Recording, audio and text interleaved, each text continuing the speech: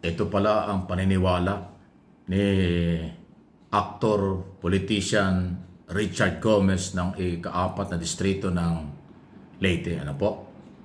Okay? Ito. Pakita ko lang yung picture niyo. Ayan o. Siya yan. Richard Gomez. Ayan o. Diba? Okay? Si Richard Gomez yan. Tama? Mamaya paparinig ko sa kanyo ang kanyang mga sinasabi. Ayan o. Yan o yung actor, politician ng Leyte. Na controversial ngayon. Okay? Dati na-interview ko rin ito sa television noong before eh. Ano ha? Pakinggan niyo yung kanyang sinasabi.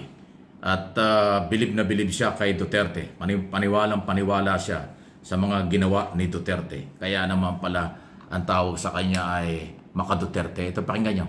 Mayor, and before President Duterte became president, Ormoc City used to be the drug capital of Region 8. And when we sat in office, we came up with a very strong anti-drug campaign program together with the support and help of the president. And coming from drug capital, we became the safest city in the Philippines. You know, the numbers will show.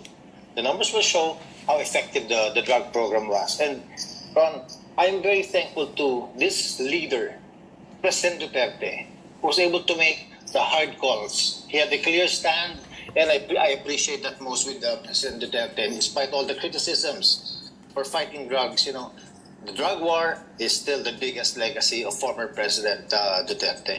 You know, before I became mayor, ulit-ulit naman sinasabi niya. President Duterte Okay. became So,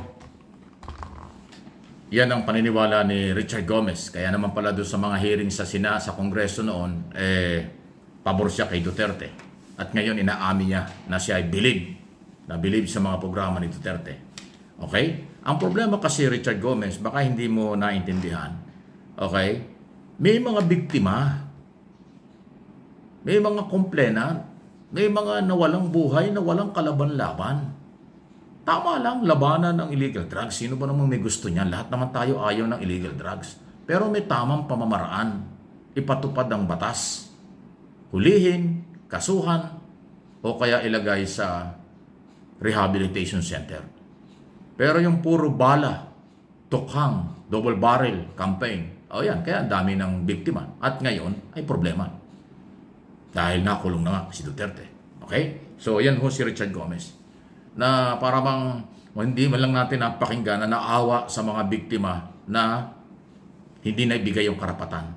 Parang ang dating dito, dahil bilib na bilib siya, parang pumapabor na siya doon sa ginawa.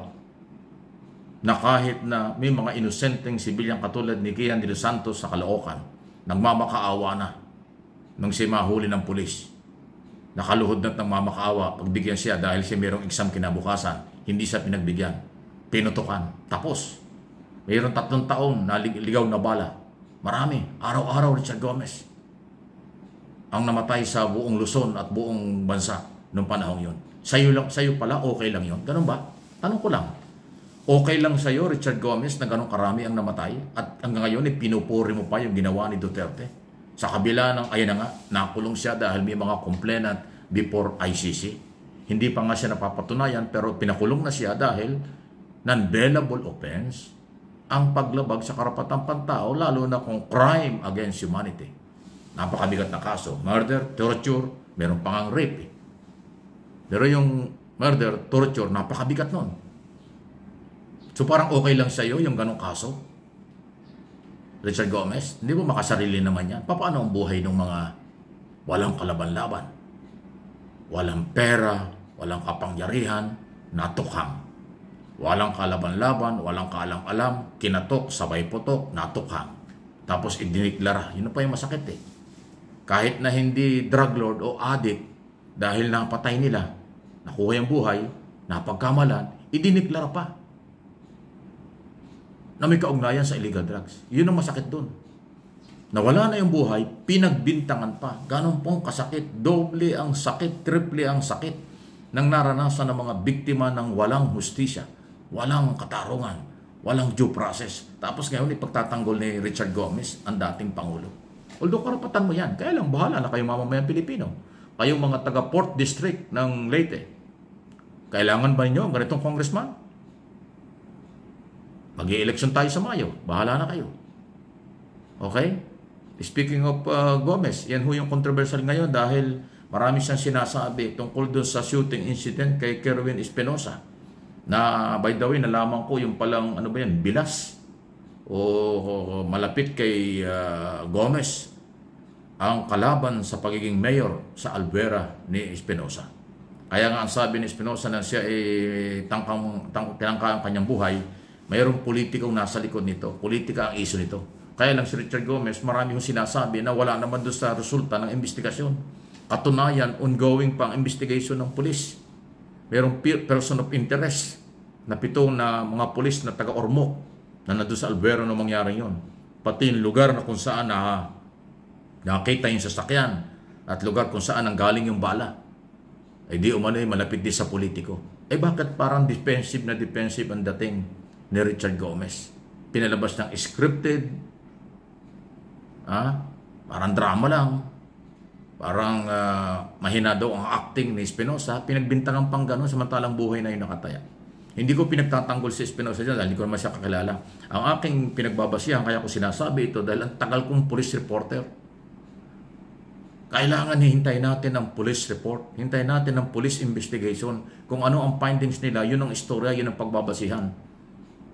Kaya nga laging maraming pinag-anggulo yan. Political, personal, business. Yan ang kadalasan pinaghuhugutan. Pag personal, aalamin bakit mayroong personal na iso. Kung business, ano bang klaseng negosyo? Diba? Kung politika, sino ba ang mga kalaban? Kaya ho yun ang tatlong tinitingnan ng pulis ngayon.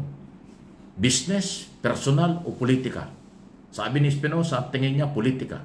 Pero sabi naman ni Richard Gomez na hindi naman investigador, congressman, ang sabi niya, scripted dyan.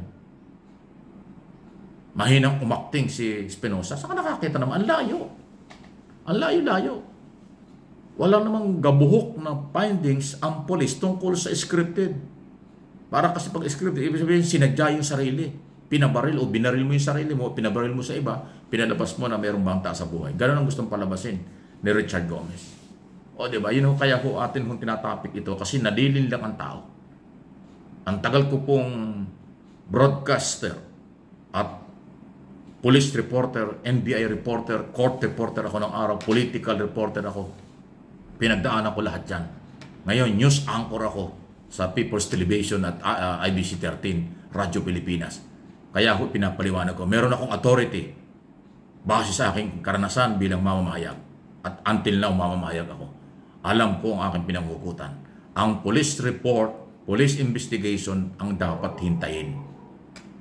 Pag nagbigay ka ng sarili mong opinion at sarili mong jury tungkol sa crime, wala ka namang authority, baka mapagbintangan defensive ka, Congressman Gomez. Baka mapahama ka lalo pagka ganyan. Manahimik ka muna. Hintayin natin ang resulta ng investigasyon. Kung anong resulta ng investigasyon, yun ang pagbabasihan ng pagpapail ng kaso. Then pag nasa korte, bahala na yung korte. Ganun po yun. Pero galing sa isang politiko na yung pala'y kamag-anak mo, malapit sa iyo yung kalaban sa politika ni Espinosa, may kulay. So obviously, may kulay politika talaga yan. Pero bakit nga defensive kayo? Hintayin, nuulit ko, hintayin mo ang investigasyon. Congressman ka, alam mo yung rule of law. Alam mo kung ano ang batas. Huwag mong pangunahan ang batas. Ang alagad ng batas, PNP, ang lehitimo na investigador ng bayan to serve and protect ang trabaho ng pulis. At gumagalaw naman ang pulis. Kaya nga nirelieve na yung 7 mga pulis na Ormoc. Bakit ba nasa Albuera yan? So, Richard Gomez, trabaho lang ito, walang personalan. Kilala mo siguro ako kung tatandaan mo pa. Dahil ang biscuit na na-interview sa telebisyon ng araw. Pero ngayon ay mukhang iba ang galaw mo. Kaya naman, dapat dahan-dahan ka lang. Crime yan. Kaso yan. Kaya hintayin natin ang findings ng mga otoridad. Please like and share ng video. Good morning sa mga taga Port District ng probinsya ng Leyte. Kasi kayo ho ang pinag-uusapan niya. At sa buong mundo, dahil artista ito, si Richard Gomez.